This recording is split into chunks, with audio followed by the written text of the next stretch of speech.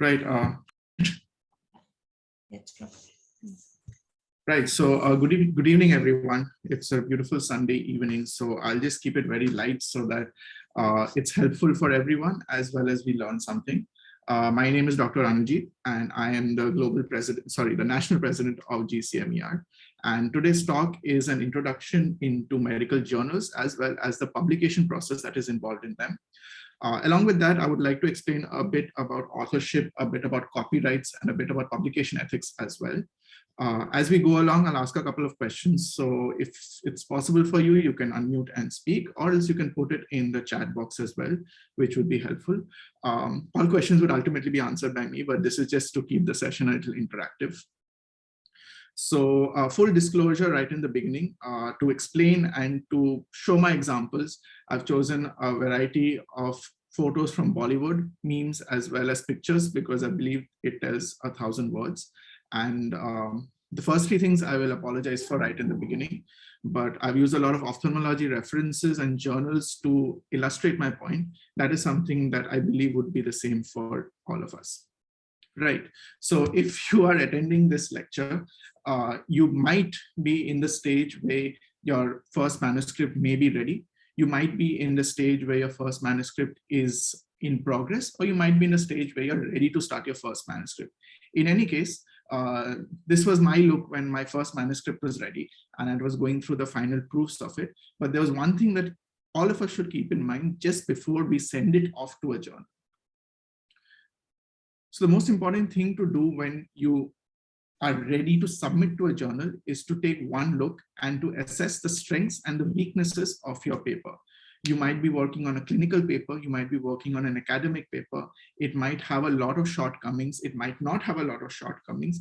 Nevertheless, there are some parts of your paper which are very strong, which add something new to literature, while there are some parts of your paper that are sort of weak, which you have not touched upon, either because of a lack of sample size or a lack of time, etc.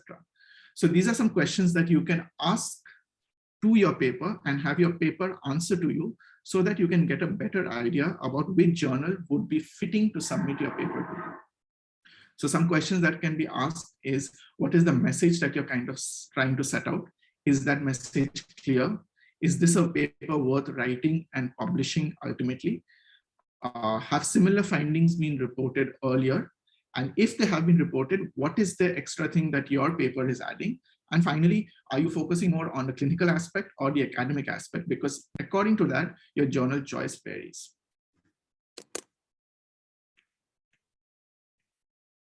Right. So this is a slide that will be repeated on and on and on, because we are going to speak mainly about how to submit a paper to a journal and what should we look at before submitting a paper. So I will go through each and every point in detail, but the main points to keep in mind is that what is the scope of the journal? As in, does it publish more community-based research? Does it publish more academic research? Does it publish more clinical-oriented research? Is the journal peer-reviewed? We will come to what is peer reviewing, as well as is the journal popular, as well as is it indexed, and does it have a very high impact factor, which is also something that we'll come to. But I'll touch on the last 3 points. It's better to have a national journal compared to a state journal to choose to submit in, and it's better to have an international journal compared to a national journal to choose to submit in. So this is the order in which you should choose a journal, as well as whether it is a print journal or an electronic journal. Usually journals which have a lot of reach go in for print process as well. And journals which do not have a lot of reach, who try to publish once in 2 months or 3 months, do not charge a lot of publication fees, usually go for electronic. And finally, are you going for a journal where your final paper will be an open access or a closed access? An open access journal is where your manuscript will be freely downloadable for anyone and everyone to read, while a closed access journal will be a journal in which only the members of that journal can read your manuscript. The reason I mentioned this right in the beginning is that these 3 points usually do not decide the merit of the journal per se. A journal which is only a state journal, is only electronic, and only is an open access journal may be a very good journal as well. But these are some things which are more akin to personal preferences. I would personally prefer a national journal compared to an international journal because the costs are less. I would prefer a journal which has print version of it. And I would prefer an open access journal because the research which I'm doing, I ultimately want to share it with everyone. So this comes with every person, but this is something that it's good to consider when you are choosing a journal. So the first thing that you should do is go to the journal's website and read the instruction to the authors before you start writing your work and submitting it in their journal. Because no matter how you have presented your work, it has to be in line and in coordination with other papers that are presented in that journal. And speaking of authors, in this point of time, I would like to digress to what is authorship, what is publication ethics, and what is copyrights. So authorship is basically giving credit to somebody for their academic, social, and financial contributions. Also, it represents someone who would take responsibility as well as accountability for their work.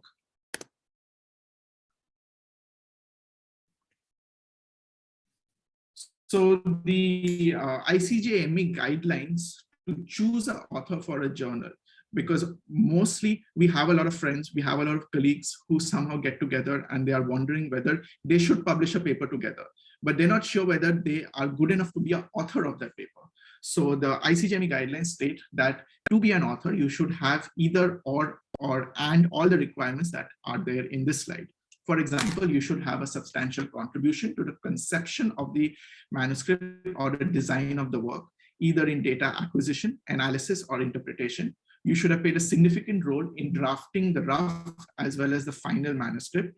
You should have a significant role in the final approval of the manuscript.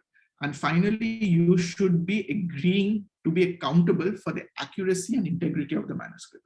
So not everyone who are pitching ideas to a said research topic can become the author of that paper.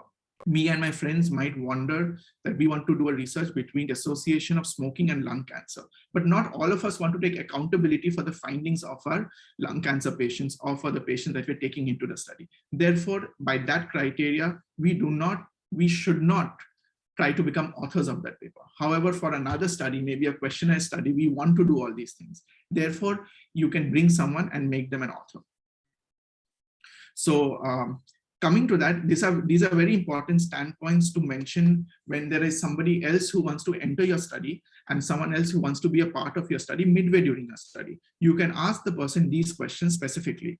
If they are agreeing to these questions, then it makes sense to make them an author.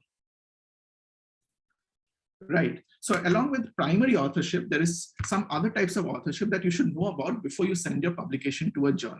These are given a lot of fancy terms, but at this stage of your life, if you know something like this, it would be helpful for you. So the first type is a guest authorship. So sometimes we include a particular name in a paper to increase its chances to be published or increase the status of the perceived nature of the article. For example, we put the name of our HOD or the name of our head of the department in a study because we feel that if it gets published with his name, ultimately it will look good on us. Next is something called a gift authorship, that is defined as authorship based on a tenuous affiliation to a study. So there may be someone during the period of the study who has sort of helped you out in the study, you do not know whether to award that person authorship or not. Maybe pointed out a gross error in your study, which you corrected later on. You might consider giving them an authorship because of their strained relationship with your article, where they actually have not performed the study, but have played a role in making sure the study sees fruition. There are some more types of authorship, which is called ghost authorship or authorship for sale. Ghost authors are those which participate in the study for a really long time, but are not named or disclosed. These are mainly lab technicians, nurses, assistants, OT assistants who participate in our study, are helpful for data collection as well as acquisition, but for some reason we do not mention them in the final product, either because of lack of space or time, or because they do not show the interest, or we do not willingly include them. These people can be mentioned later on in the acknowledgements, but they are known as ghost authors. And sometimes journals have a very steep cost. So after an initial review, the journal tells you that we will publish your article only if you become a member of the journal, and that may be $100 or £200, in which case you sell out an authorship. You tell somebody, or somebody comes to you and tells you, I will provide the money for the publication, while you may put my name as an author. So authors for multinational trials, this is also a very debatable topic. Sometimes there are trials which happen between different hospitals to look at something, especially during COVID. There were multiple hospitals taking part in a lot of trials. So over here, one group of hospitals can be represented by one author, where that author guarantees the authenticity of the data that is being collected. So now we come to a very interesting question, is that in an article, when you're sending it for publication, the first thing you need to decide is who should be the first author and who should be the corresponding author, who should be the second author and the third author. When you're publishing with your professor or with somebody who's senior to you, who's given you an idea, I think that part gets taken care of, because they will usually want to be the first author, since they have given you the seed to grow on. But sometimes it might reach a stage where you are publishing with a bunch of colleagues. You do not know who becomes the first author. This is something you must decide right in the beginning of your study. However, it can be decided during the time of publication as well. So this photo shows something very interesting. There are three very prominent people from a very prominent movie. All of them have played prominent parts. Inclusion of any one of their names as a first author, if this was a publication instead of a movie, would make the publication look good. But then who becomes the first author among James Cameron, Kate Winslet, and Leonardo DiCaprio? It's something which is worth debating. So the three of them compete, and they ask themselves questions. That one of them came up with the idea for the movie, one of them acted in the movie, the other one is the main star of the movie. Who should be the first author and who should be the corresponding author? Because they all played integral roles in the success of the movie. So ideally, it is defined as the first author is the person who came up with the idea for the manuscript, or the spark to start the idea. And the corresponding author is that person who agrees to be available for correspondence with the journal at large. So these are the two most important authors in a journal when you're sending it for publication. If you have decided well in advance, that is something good.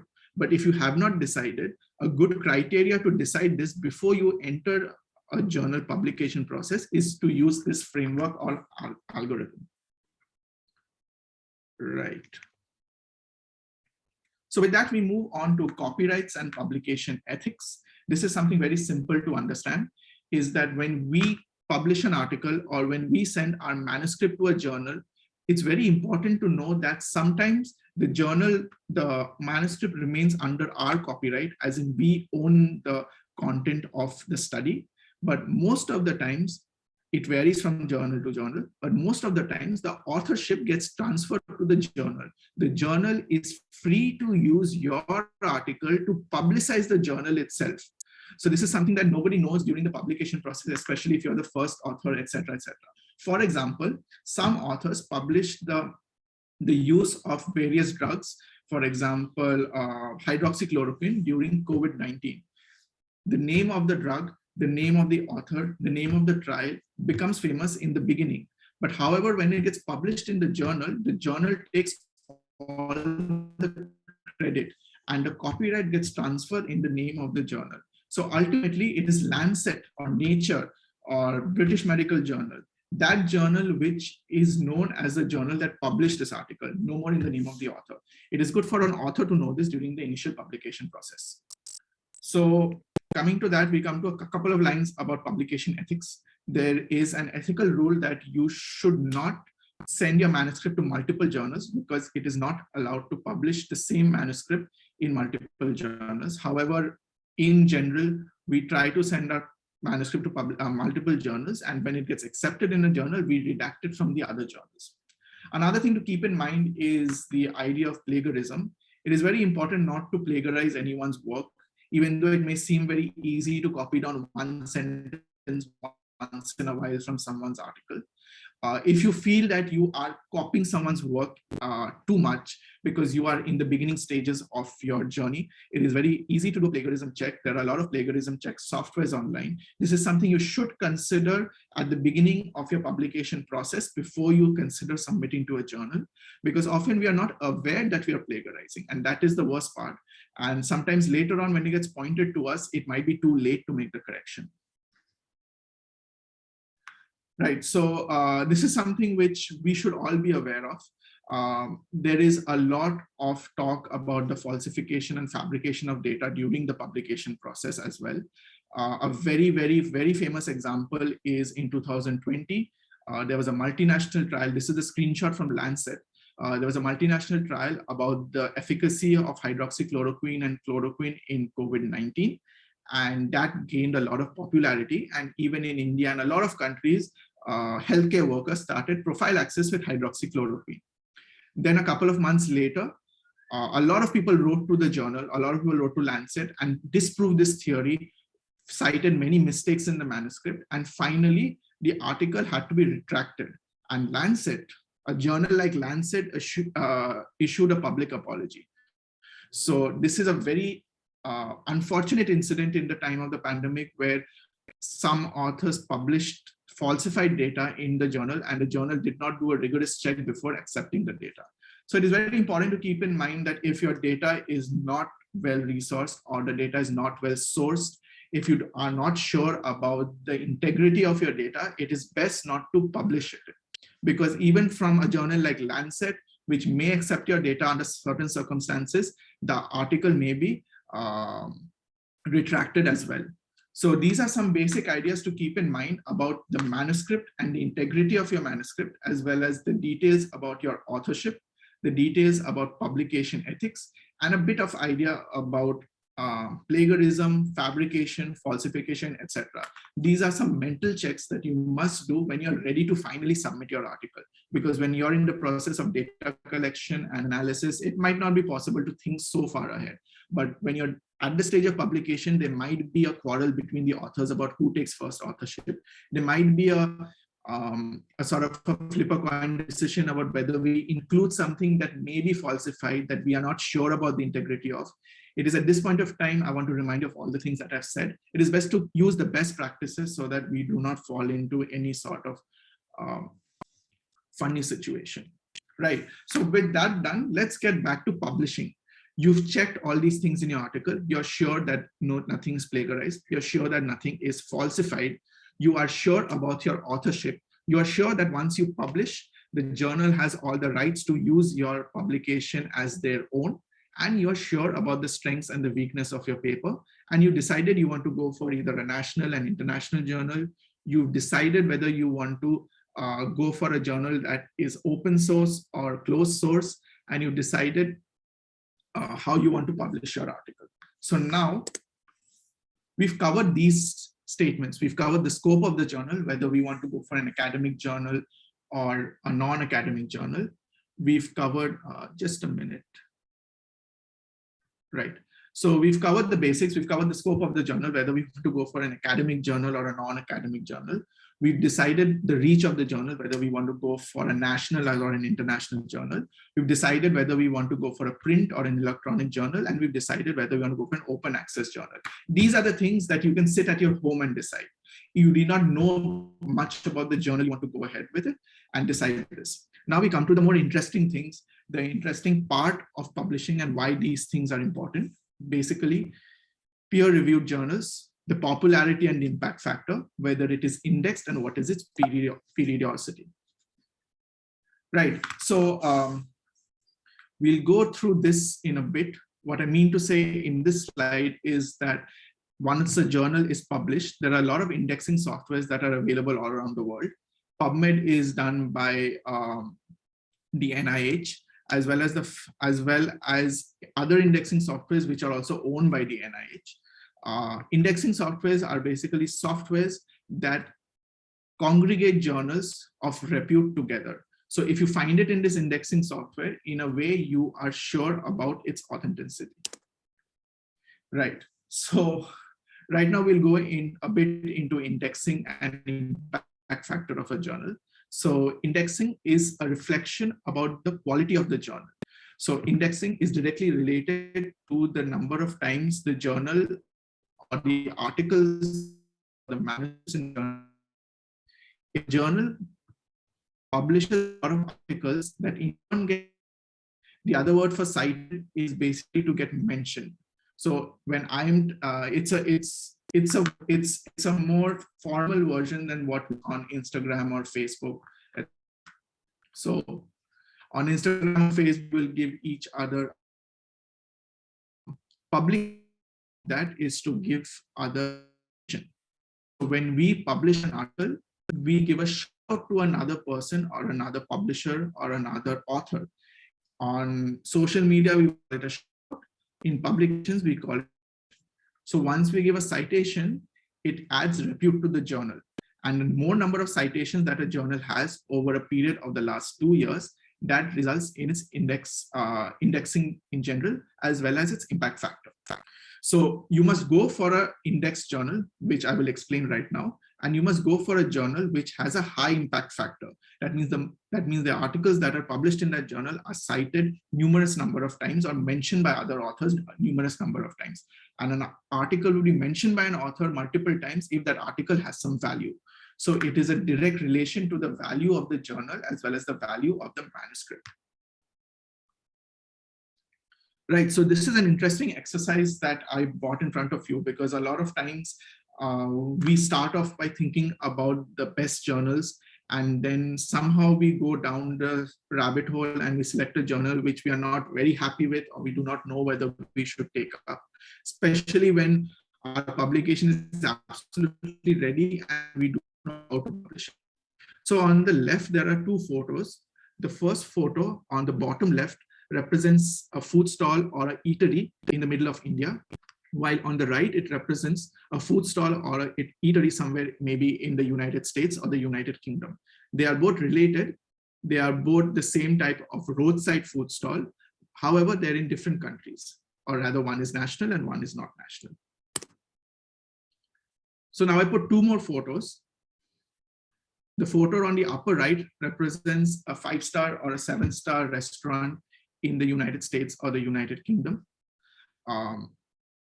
The photo on the lower right represents maybe a 5-star or a 7-star eatery or restaurant or hotel, if you want to put it that way, in India. So on the bottom half of the screen, there is either a roadside food stall in India or a high-class food stall in India. On the top half of the screen, there is either a low-class food stall in the United States or United Kingdom or wherever abroad, and a high-class food stall. Now you have two food applications. One is Yelp, which is famous in the United Kingdom, and one is Zomato, which is famous in India. Now, among these two applications, which food stall do you feel has a higher likelihood of being inside the application over here? Is it the food stalls on the left or the food stalls on the right? So it's no surprise. There's a higher likelihood of these two restaurants or these two hotels to be mentioned in these applications in general. So with that example, I would like to bring across this. So the photo on the lower right represents a reputed journal, a reputed national journal. In my case, I will use ophthalmology journals to give you the example. So in my case, I have taken the Indian Journal of Ophthalmology. In the upper right-hand side, I'm representing a reputed international journal, for example, the American Journal of Ophthalmology. And on the left side, I'm representing a not so famous journal, which could be any journal that is either not properly PubMed indexed or not properly cited or has a low impact factor or has very low criteria for publication, etc., etc. So let's call it Spurious International Journal A and Spurious International, or sorry, Spurious National or State Journal B. So the chances of these journals being mentioned in these applications or in these indexing softwares are much less than the journals on the right. So for Zomato, I've replaced it with PubMed, and for Yelp, I've replaced it with Web of Science. These are internationally known indexing softwares, and they will only index manuscripts from reputed journals. So how does a journal gain repute? A journal gains repute by publishing more articles that have clinical significance, that add something new to literature. When they add something new to literature and have some clinical significance, they get cited by other authors. And when they get cited by other authors, its impact factor and its overall indexing increases. When it increases beyond a certain limit, they start getting indexed in these softwares. So the important thing to know is that sometimes we, under pressure, we usually go for a spurious journal or a national or an international journal where we are not too happy with, and then we find out that it's not indexed in the Web of Science or in PubMed, etc., and that makes us upset. So the important thing to remember is to always go for the journals on the right side of the screen, because that is what will ultimately make the difference. Most people, when they're searching for your article, will search for it in an indexing software, for example, PubMed or Web of Science. So I hope with this example, it is sort of clear about how you should choose a journal and what are the main criteria to choose a journal. Right. So right now we've covered most of the topics. We know what the scope of the journal should be. We know a bit about the impact factor of the journal. We know a bit about the indexing nature of the journal. And the last 3 points I've already explained in detail. So let's come to the final process, is what is a peer-reviewed journal and why should we consider peer-reviewed journals for our publications? So a peer review subjects the author's work to research scrutiny by someone or an expert in the same field to be evaluated and determine its suitability for publication. So a peer review basically helps a publisher decide whether his or her work should be accepted or not. So what it means basically is that whatever article you write is actually evaluated by someone in your specialty who is not disclosed to your name or your region or your nature of study. For example, you are a cardiovascular surgeon and you write an article on maybe rheumatic heart disease or something like that. It will be evaluated by a blinded cardiovascular surgeon who's a member of the journal as well. So it removes all bias. He makes sure that what he reviews is of high quality, and you also get a very good review for your article as well. So journals which engage in peer review are journals that are considered slightly better. When you engage in a peer review, your acceptance time obviously increases, because once you submit it to a journal, the journal sends it to a peer. The peer may take something between 2 weeks and 1 month to review your article and send it back to the journal, and then the journal sends it back to you. It is a long and tedious process, but once it gets accepted, it is definitely worth it. So all that being said, let's discuss the life cycle of a journal. This has been literally ripped off from our microbiology syllabus. So once you submit a journal, it goes to the editorial team of a journal. And the editorial team does a basic screening, whether you've included everything that you've mentioned. If you've written an original article and mentioned that you have 4 photos or 4 figures or 4 tables, that has been included or not. And it sends the article to the chief editor, and the chief editor sends it to the academic editor, and the academic editor sends it to the peer reviewer. And then it undergoes a peer review. Peer reviewers may be 1, maybe 2, maybe 3, maybe 4. It may be as many number as the journal chooses. Once the peer reviewer reviews the article, it is sent back to the academic editor. And then if it is deemed worthy of publication, it is recommended to the chief editor, and the chief editor decides whether it will be published in the manuscript or not. At any stage, if anything is not very authentic about the journal, about the manuscript can be rejected and sent back to the submitting author. So as you can see that this is quite a long process. It takes about something between 2 months and 1 year to get a journal or a manuscript published in a journal. So we'll discuss the time length and everything right now, but I want you to have a very clear idea about what happens to your manuscript when you submit it to a journal and why a journal takes time. It's much faster now that we have electronic media, but there is a lot of factors involved in this as well. Right. So now that we've decided what sort of journal we are going to choose, it is important to decide what specialty journal we are going to choose. Now that we've decided, we will definitely choose a journal that is peer reviewed, definitely choose a journal that has a high impact factor, that is PubMed index, that is this, that is that, X, Y, Z, ABC. We need to choose a journal that is fitting for our manuscript and would publish the same or has published the same type of articles that our manuscript is looking to be published as. Sometimes you may just do a Google search and find out which journal you want to submit in. You might search as best OBGY journals in India or best OBGY journals around the world. There are many blog posts that mention it. You might search in general in Google, and once you get the names of the journals, you can easily go back to the journal's website and check whether it is peer-reviewed, whether it is PubMed index, whether it has a high impact factor, whether it is cited, whether it has electronic copy, etc., etc. So now that you know the criteria for a journal submission, you can search any journal and you can check out a journal whether it's worth your publication or not. In some cases, you might reach a dead end and you might not be able to, for example, find a journal that you'd like. In this case, there are a lot of journal finders that are available on the internet. This is one by Sage Publishing, where you enter the basic details and it recommends a journal for you. However, remember that it will only recommend journals that are under Sage Publishing.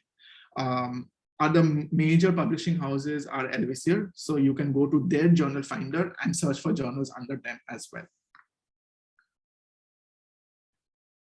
Right, so now I will try to explain the process of actually taking your article and publishing it. For example, submitting it to a journal. Now that we have a lot of things in our arsenal in terms of knowledge about how to publish, how to choose a journal, let's actually go through the process of actually submitting the manuscript for publication. So for that, I have taken the help of the Indian Journal of Ophthalmology. This is a national peer-reviewed PubMed index journal that has monthly issues. So it already meets my criteria. Now, the basic thing that you have to do is finally go to the journal website. 90% of all these things will be same for every single journal. The look, the aesthetic, and the way it functions might be slightly different, but the basic points that I'm mentioning will be absolutely the same, whether you're going for a nephrology journal or a cardioscience journal or a diabetes journal, etc., etc. So the first thing that you should do is go to the journal and you can go to the home page and you can figure out whether all these points that I've discussed are mentioned about the journal or not, and take an informed decision with your co-authors whether you want to submit in that journal. So once you submit in that journal, you will get a page for the authors where you'll get an option whether to submit a manuscript or to go for information for the authors. So when you submit to a journal, it's very important you read the instructions to the authors, where the journal clearly mentions how many photos it wants, how long it wants the write-up to be, whether it wants 4 authors or 6 authors, what is the publication fees, what is the duration of publication. Everything will be mentioned clearly by the journal itself. So this is where you should spend a lot of time reading the aspects that make the journal worth your time. Following which, you can click on submit a manuscript and you will be taken to a sort of a window pane, which is a submission portal. And in a submission portal, you need to make an account. Again, I'm showing it for the Indian Journal of Ophthalmology. It is vastly similar for every other journal. You leave the journal website and you go to something called a submission portal. It looks very different in different phones or in different computers, but by and large, the process is quite similar. So a journal which is as good as this will in fact advertise their impact factor. So Indian Journal of Ophthalmology advertises that in 2020, its impact factor was 1.8. Any journal above the impact factor of 1 is quite good. You can consider submitting to it. Impact factor ranges from 0.00 and it goes up till about 20 or 30. There are journals with impact factor of 80 as well, but most of the times journals with very, very high impact factors cannot sustain their impact factor. It kind of varies and waxes and wanes from time to time. So in 2020, a lot of journals had very, very high impact factors. Nature and Lancet and all that went up to 25 or 30 as an impact factor, but right now it has come back down to 18 or 12, etc. So the Indian Journal of Ophthalmology in 2020 had an impact factor of 1.8. Currently, it is 1.00 or something like that. So you can see at the submission page, the journal itself will advertise to you how it is indexed, what is the impact factor, etc. It is very important for a journal to disclose all this to the authors. In case you're seeing that a journal is not disclosing it, it is not mentioning it here on the page, you must consider that it is a spurious journal and you must avoid submitting to it because it might not get PubMed index. It might not give you the exact result that you want. Anyway, so now you enter the journal portal submission page, you register and you join the page. So this is what the portal looks like in general. It is, again, it will vary from journal to journal, but this is in general what it looks like. So it'll have a dashboard where it will mention the amount of publications you've published, what is not acceptable, what is in peer review, what is under publication, etc. And there'll be an option to submit a new manuscript. So in the beginning, all this will be very empty for you if you've chosen the journal for the first time. Once you have finished using the journal and you've entered this page, all this will be empty, but you just go to submit a new manuscript and you go ahead with the instructions. All the instructions that you will need would be there in the instructions to the author segment. One thing to keep in mind is it is very prudent for everyone to have their own ORCID ID. ORCID ID is really new. It has come up only in the last couple of years. And if you have an ORCID ID, it just helps you submit articles to journals much easier because it just retrieves the data from your ORCID ID. It is sort of the Google account for publishing, and it's trying to build a network in general. So ORCID researchers can have their own profile. It kind of works like Instagram or Facebook, where you showcase your work among other ORCID researchers. So some Indian Journal of Ophthalmology has not incorporated an ORCID ID yet, but if you go for an international journal, they will ask you for an ORCID ID. It is a 16-digit numerical ID, which you can create and you can keep updating. Right. So, so then I mentioned something about publication ethics and rules of publications that you should adhere to. So this is something which is called a copyright or a contributors form. In this form, you are basically telling the journal through your signature and through your attestation that the content that you submitted to the journal is authentic. It has not been reported anywhere else, and you can vouch for the content. The journal takes this application and considers that whatever you are publishing is not plagiarized, not anything of that sort, which I just mentioned about falsification of data, etc., etc.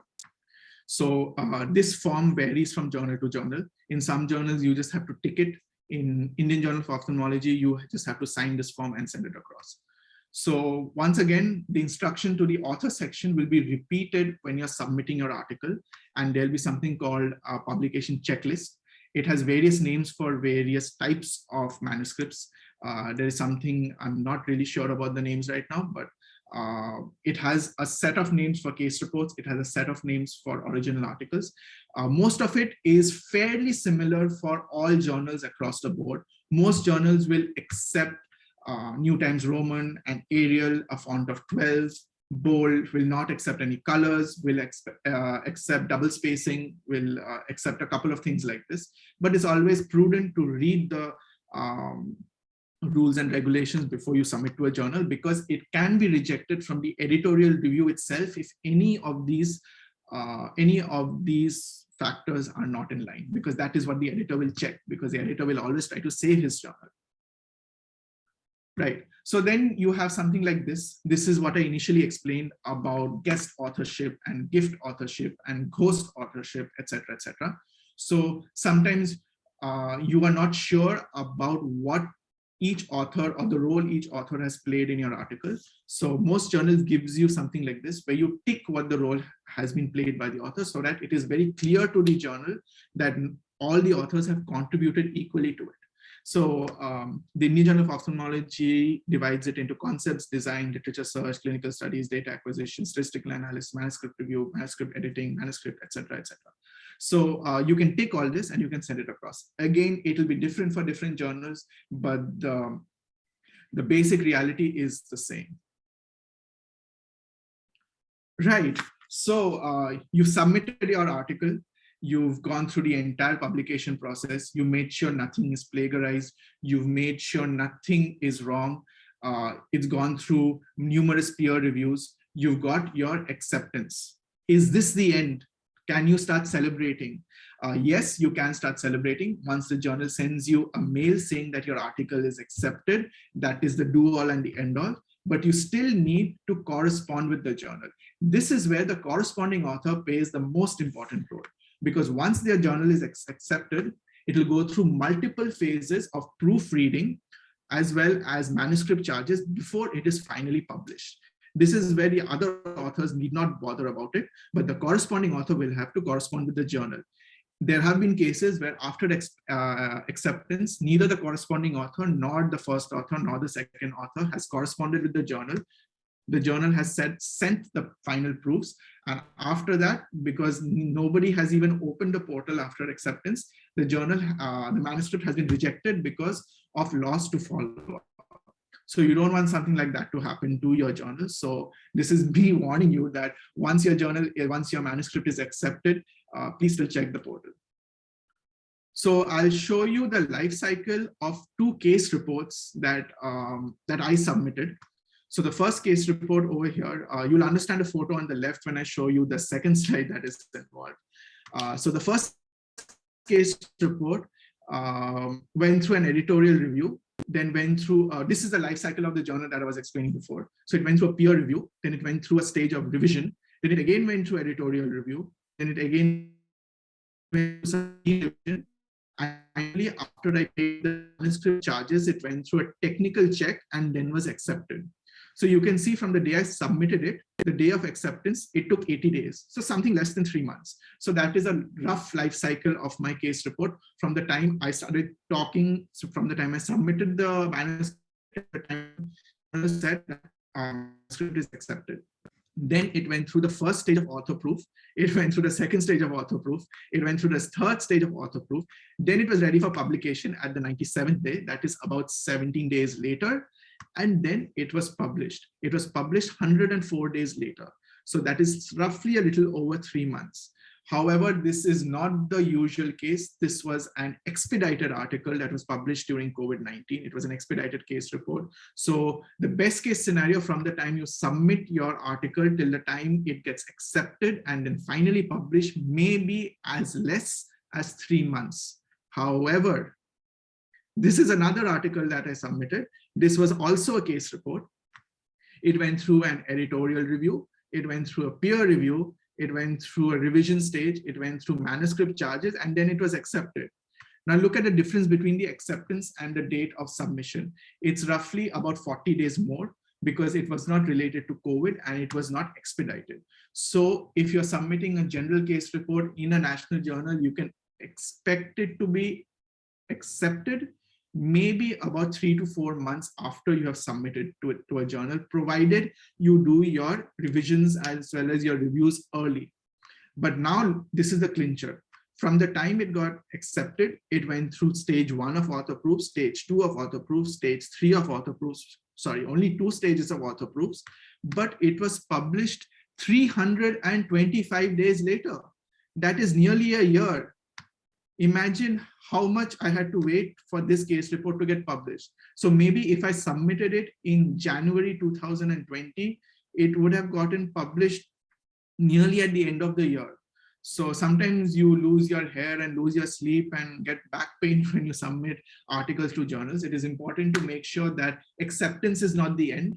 Even after it gets accepted, it can go through this sort of a rigorous process where slots are not free in the journal, or the correspondence is wrong, or something goes wrong and it gets literally delayed. For example, over here, something went wrong on the 30th of December and it was on day 219, and within a couple of things, it became 319. Suddenly 96 days passed and the journal was nowhere to be found, and maybe 96 days later, the journal realized that my manuscript has been waiting to get published and they decided to publish it. So sometimes you have no control over these things. You just have to accept it for what it is. Right, so I've spoken a lot. Summarizing what I've spoken is that the first thing that you must do is that when your article is ready, you must analyze your article for its strengths and weaknesses. This has nothing to do with the content of the article or whether you found something important or you've not found something important. You just have to analyze what is the strength of your article and what are the weaknesses of your article, as I have discussed. Only according to that can you decide a journal that best fits the article and its nature, whether it's an academic journal or a clinical journal, etc., etc. You can go for the best article and the best journal, or you can go for a good journal and try your luck. Before you even decide to choose the journal, please check authorship. Please understand the roles of each author. If you're going for guest, gift, or ghost authorship, please be clear with that with your authors. Maintain the ethics of publication, the ethics of plagiarism, the contribution of each author, and the copyright of each author. You might be best friends with your authors, but this is something which involves scientific publication. If an article related to COVID in the Lancet can get retracted, mine or your article is nothing special. So it is a very, very shameful thing for an article to get retracted from a journal after its publication, especially the one that I showed you very recently. So please check all these things. Go for a plagiarism check. It will not harm you at all. Then I've explained in detail how to go across a journal submission. Be patient through your journal submission process, because once you submit to a journal, you do not know how long it will take. It is a matter of the editor seeing it on time, the peer reviewer not being busy, the journal correspondence clerk actually doing all the work and sending it back to you, and then you doing it on time and accepting it again. Often your journal will not get accepted, it might get rejected. If it gets rejected, that is not all bad, and I will explain why. But if it gets rejected, accept it with grace, move on. There are plenty more fish in the sea. So this is a case report of mine that got rejected. It got completely rejected. And the best part about a rejection from a publication process is that you will know why your journal or why your manuscript is rejected. So this is reviewer 1 on the upper left-hand side. This is reviewer 2 on the bottom left-hand side. And this is reviewer 3 on the right-hand side.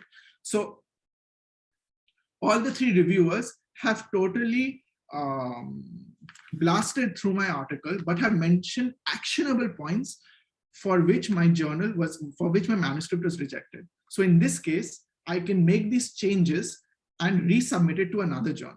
So that is the most important point about a rejection. You must always choose the best journal that would accept your paper. And in all likelihood, it might be rejected by the best of the best journals. But in 90% of the cases, when they reject your article, if they have a portal, they will mention why they have rejected it. So you will get a very, very clear idea about what went wrong in your publication process and how you can improve on it. So rejection is not all bad. Take this as something as food for thought.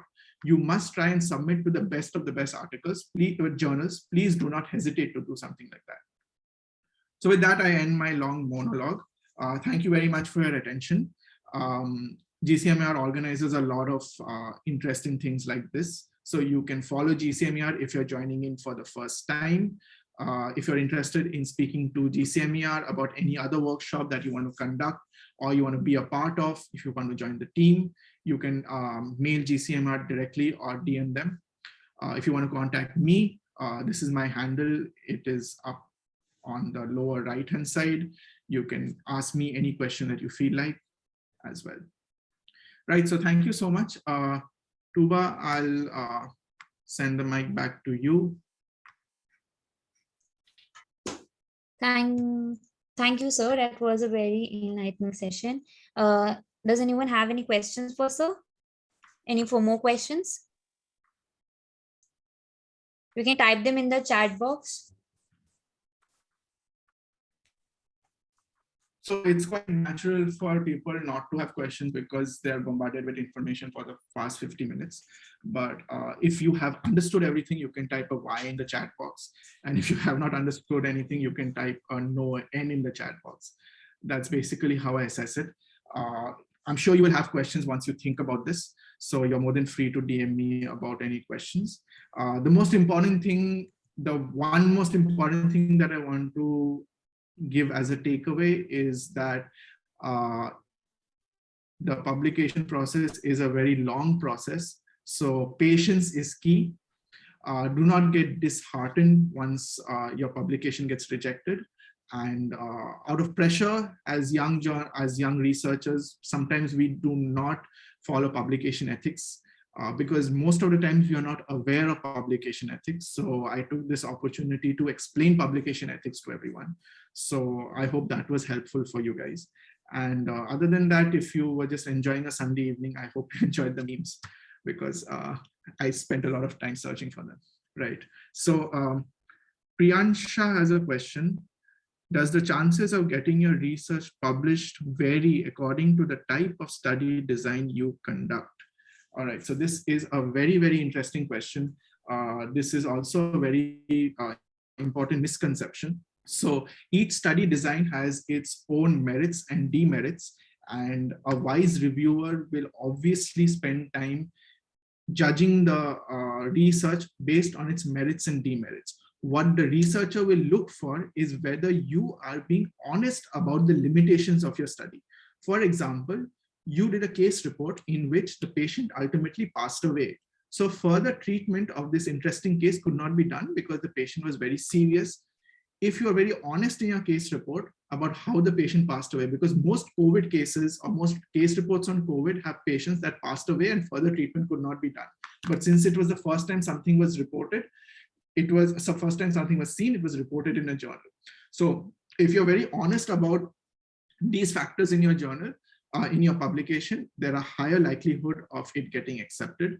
The same thing goes for an original article. When you start deciding what you want to study, for example, you want to study the relation between smoking and lung cancer. Right in the beginning, you might feel very enthusiastic about finding out patients who smoke and their incidence of lung cancer. But while doing the study, you might find out there are some limitations of your study. Or you conduct a questionnaire study, a knowledge awareness study, and you find out there are some limitations. If you mention it very clearly in the discussion of your journal that while conducting a study or conducting this study, there were these problems, and because of these problems, further analysis could not be done, it has a way higher chances of being accepted because it tells the reader as well as the reviewer that these were the problems of the thing. In spite of that, the study was conducted. So to answer your question in a nutshell, no, it does not depend on the study design. It depends on how authentic and how honest you are about your study while you are talking about it.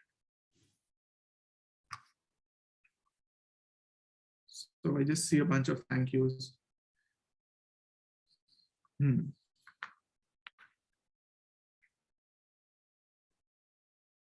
So Tuba, I'll give the mic to you once again.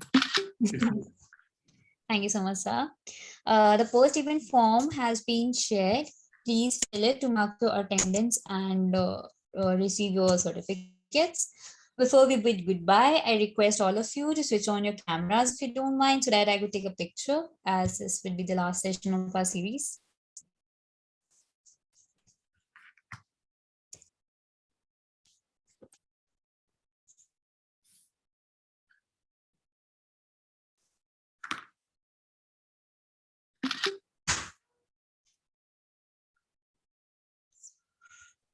Smile.